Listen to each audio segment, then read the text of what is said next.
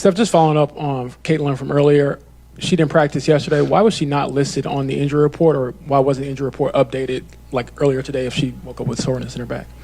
Well, not everybody that doesn't practice or gets a pro day is on the injury report, so that happens all the time. And she wasn't listed on the injury report earlier because we expected her to play. And is she injured? I guess is a fair question. Is she injured, or is it something other than an injury?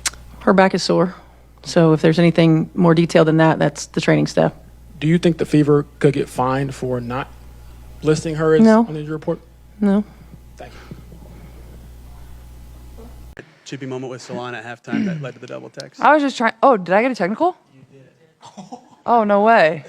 Oh, it just makes sense for the refs tonight, so I'm not surprised. Wow, I could have got ejected. I should have been a little safer in the second half. Okay, well, guess I have some fines coming my way. And a flagrant. Wow. Well, the refs were interesting, but I'm not going to say anything else because obviously I got probably $1,000 worth of fines coming my way. But I was just trying to get the rebound, and I didn't know I got a technical foul. But thanks for letting me know. I appreciate it.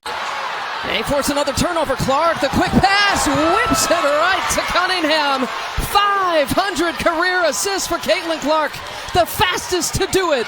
They force another turnover. Clark, the quick pass, whips him right to Cunningham. 500 career assists for Caitlin Clark, the fastest to do it in WNBA history. Caitlin Clark and the Indiana Fever walked into 2 games against the Golden State Valkyries and left with 16 WNBA records. 16. Some of them had stood for over a decade. Some of them had never existed before because nobody had ever played at this pace. The May 22nd game in Indianapolis was a physical, chippy, trash-talking battle that Indiana won going away. And the May 28th rematch in San Francisco ended in a 2-point loss that had nothing to do with how Clark performed. We're breaking down all 16 records from these 2 Valkyries games because the numbers are genuinely hard to believe. Show how proud you are of Caitlin and the team by commenting CC record breaker. The Golden State Valkyries came to Gainbridge Fieldhouse on May 22nd with a specific plan. Get physical with Caitlin Clark, make her uncomfortable, and see if Indiana would unravel. Gabby Williams and Tiffany Hayes were in Clark's face from the opening tip, grabbing, bumping, talking. And the Valkyries were betting that if they turned this into a street fight, the Fever would crack. For about a half. It was genuinely working. Is found by Clark. That's a freedom of movement. Pre-game studio show to make them feel that second night so far. Haven't been able to do so. And there Clark does draw the foul. The first half went back and forth and the building was already loud, but it completely exploded when Clark and Janelle Salain got hit with a double technical at halftime. That's the kind of moment that changes the energy in an arena. And you could feel both teams deciding right there that nobody was backing down. The Valkyries weren't just playing hard defense, they were trying to get in Indiana's head. And there were real stretches where it looked like the strategy was paying off. Got to make you pay with that 3. Final 5 seconds. Home do it again. Not this time. That'll take us into halftime. Some extracurriculars here as both teams head to their respective benches. What Golden State didn't plan for was Aaliyah Boston. While Clark absorbed contact and attention on the perimeter, Boston went to work on the interior in a way that Golden State had no answer for. And by the time the second half started, Indiana had completely figured out how to attack them. Boston finished with 20 points and 16 rebounds in under 30 minutes of play, catching lobs, attacking the offensive glass, and making interior play after interior play that forced the Valkyries into an impossible situation. Send help to Boston and Clark gets open looks from the logo. Stay home on Clark and Boston eats them alive in the paint. Golden State spent the entire second half trying to solve that problem and never did. Hand off. Boston backing away inside. Kick out home. Repost. Boston. Boston turns, fades, fires, and hits. Beautifully done. Boston back to back. The repost in the one-on-one. Feels the D, Mitchell on the attack. Gets to the rim but couldn't finish. Tip out Hall. Boston's open and she hits a 3. Indiana won 90-82 and the final score honestly doesn't tell the full story of how one-sided the second half got once Boston took over. Kelsey Mitchell knocked down clutch free throws late. Clark took over offensively in the fourth quarter and the Valkyries simply ran out of answers. The trash talk kept going all the way through the final buzzer. Bench players got involved. The crowd at Gainbridge was completely unhinged and Clark was not backing down from a single word anyone threw at her. After she drained a logo 3 in the third quarter, She got right in Tiffany Hayes' face and Maisha Hines-Allen had to sprint across the court from the bench to step between them before it escalated further. That's a different Fever team than the one that struggled through parts of 2025. When you go back and look at the box score from that night, the records start jumping out fast. Boston became the first Fever player in franchise history to put up 20 points and 15 rebounds in under 30 minutes of play. And Indiana's streak of scoring 85 or more points extended to 6 straight games to open the season. The second longest such streak in WNBA history behind only the 2011 San Antonio Silverstars who ran it to 7. Before we even get to San Francisco, the May 22nd game alone produced 7 records. And a couple of them reframe what Clark is doing statistically in a way that's genuinely hard to process. Let's start with the most straightforward one. Clark scored 20 or more points for the 5th straight game to open the season, which made her the first player in WNBA history to record 20 points and 5 assists in each of her first 5 games of a season. Not the first in recent years. Not the first since the league expanded rosters or changed rules. The first ever in the entire history of the league. Hand off. Boston backing away inside. Kick out. Pull. Repost. Boston. Boston turns, fades, fires, and hits. Beautifully done. Boston back to back. The repost in the one-on-one. Feels the D. Mitchell on the attack. Gets to the rim but couldn't finish. Tip out Hall. Boston's open and she hits a 3.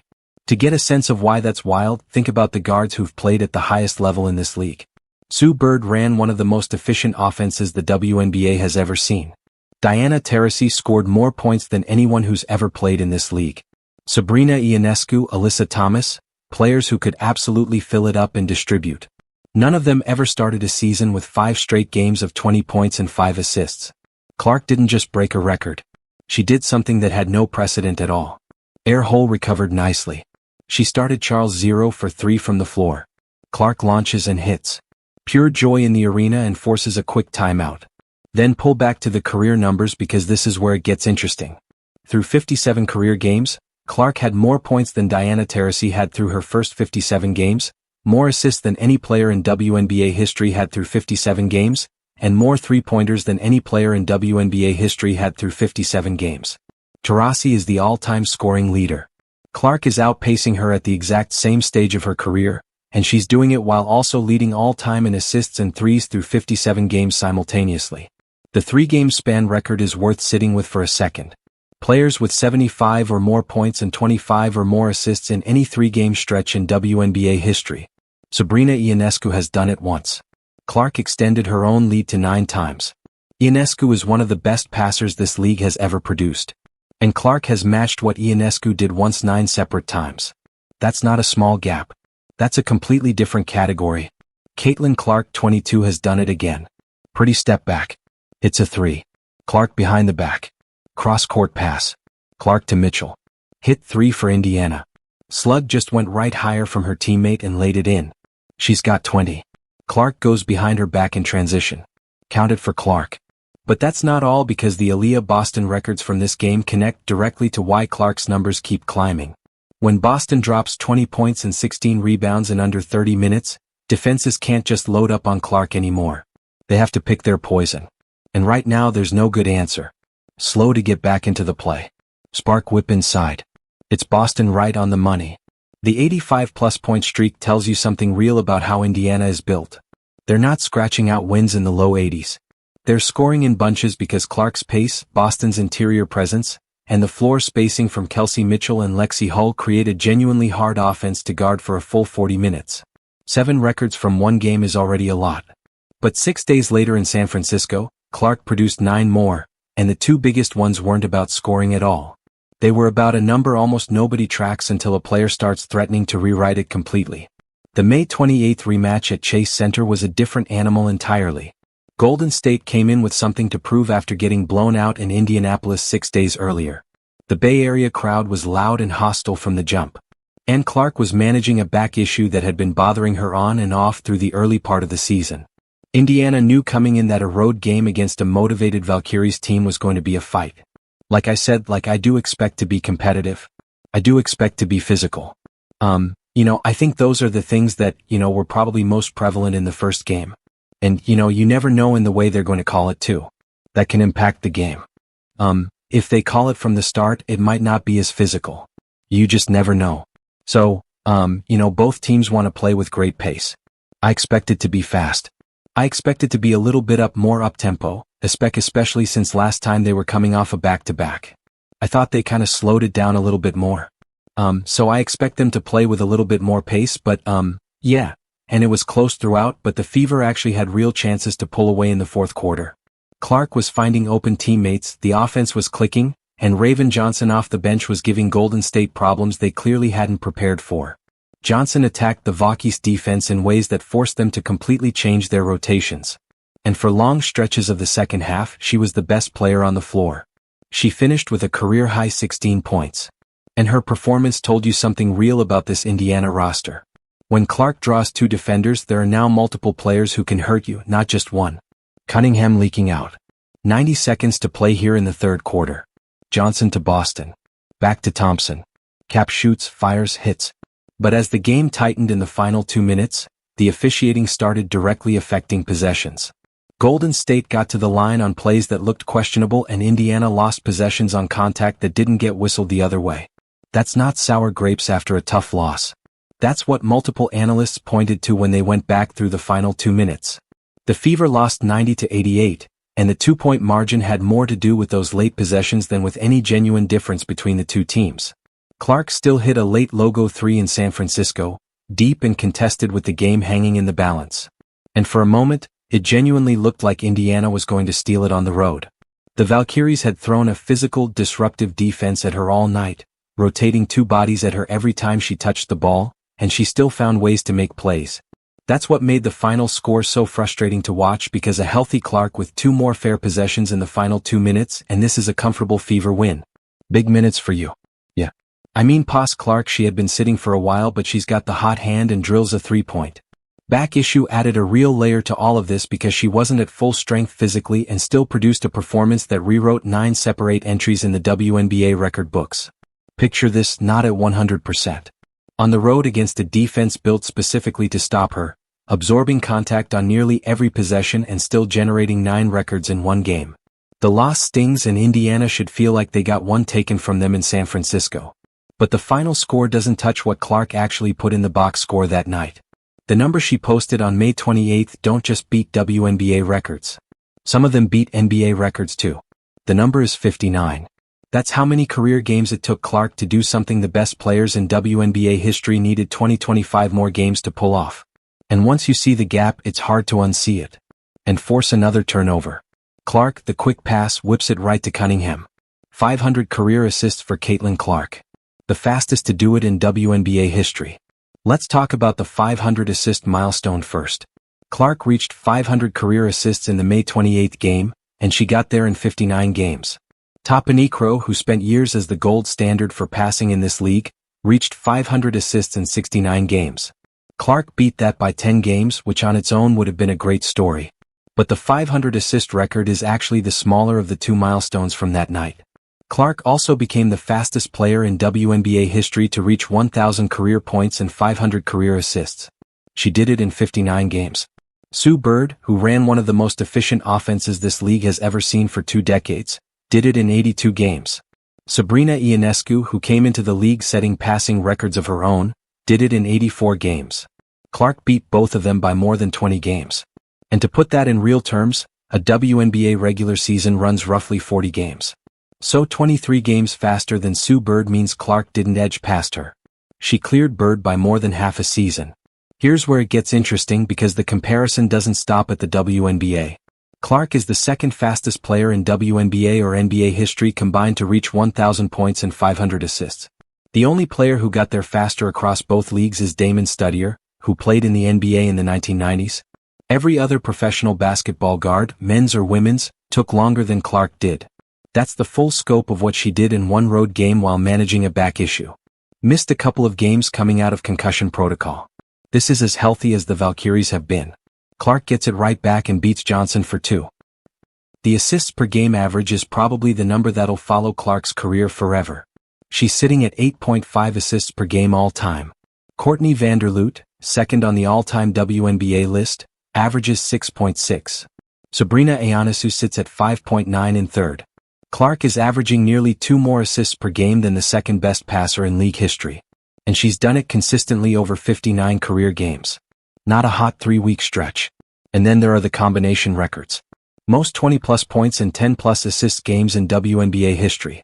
Clark most 25-plus points and 10-plus assist games. Clark most 30-plus points and 10-plus assist games. Clark all 3 records by herself, and it's not particularly close in any of them. Scoring 20 and dishing 10 in the same game is genuinely hard to sustain because you're asking one player to dominate in 2 completely different ways on the same night. And Clark does it more than anyone who's ever played in this league. 9 records from the May 28th game, 7 from May 22nd, and Clark is only 59 games into her career. The Fever are still figuring out exactly how good they can be. And the record books already look completely different than they did 2 months ago. 16 records across 2 games against the same opponent, and Clark is only 59 games into her career. That's the part worth sitting with because the records aren't just a snapshot of where she is right now. They're pointing at where this is all going, and the Fever's roster is built to accelerate that. Let's talk about what actually changed around Clark this season. When Myisha Hines-Allen and Sophie Cunningham are on the floor, teams can't just send 2 defenders at Clark and feel good about it because both of them punish that decision. Hines-Allen attacks the closeout. Cunningham pulls up from mid-range, and suddenly the double team that used to be a safe defensive choice becomes a liability. Aaliyah Boston's 20-16 rebound game against Golden State in under 30 minutes is exactly what that looks like in practice. Clark draws the extra body. Boston catches the entry pass, and Golden State's entire defensive structure breaks down because they've run out of help side defenders to rotate over. Now take a look at this ear altercation where Caitlin Clark hit a logo bomb. I mean, absolutely hit a logo bomb all over, and then she's talking that talk. Talking cash, and you're gonna see my look at Myisha Hines-Allen running to get in front of her. Don't you dare. Don't you dare do nothing. You better fall back. You better fall back. That problem gets harder to solve as the season goes on, not easier. Because Boston's conditioning and role clarity improve every month, and defenses don't suddenly grow an extra defender. Raven Johnson's career-high 16 points off the bench in San Francisco told you something specific about this roster. She didn't score 16 in a blowout against a weak defense. She scored 16 in a tight road game against a team that had just spent 6 days preparing specifically for Indiana. That's a different kind of contribution, and it comes from a player who wasn't even in the starting lineup. The Fever now have real scoring options at multiple positions. So, the old strategy of loading up on Clark and daring everyone else to beat you is quickly running out of viability. The 85-plus point streak through 6 straight games to open the season connects all of this. Indiana isn't grinding out low-scoring wins on defense. They're scoring in bunches because Clark's pace at 8.5 assists per game forces defenses to keep spreading out. And every time they spread out, Boston or Johnson or Hines-Allen or Cunningham finds a gap. That's not one player carrying a team. That's a system that's actually working. Clark is 59 games in, already ahead of every player who's ever played this game in points, assists, and threes through the same number of games. And the roster around her just posted a career-high performance from a bench player in a hostile road environment, while their star managed a back injury. The Fever went into San Francisco 2 games into a stretch that produced 16 WNBA records, lost by 2 points on questionable late calls, and still left with the better statistical performance. Show how proud you are of Caitlin and the team by commenting CC Record Breaker. Don't forget to like, subscribe, and turn on all notifications so you don't miss out on all things basketball. Click the video on the screen and we will see you in the next.